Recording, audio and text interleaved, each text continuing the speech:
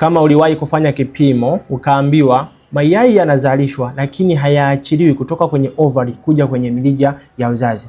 Lakini pia labda uliambiwa mayai hayazalishwi kwenye kiwango ambacho yanahitajika, yani yanazalishwa kwa uchache zaidi. Lakini pia labda uliambiwa mayai yanazalishwa kwa wingi zaidi. Nisikilize video hii ni kwa ajili yako.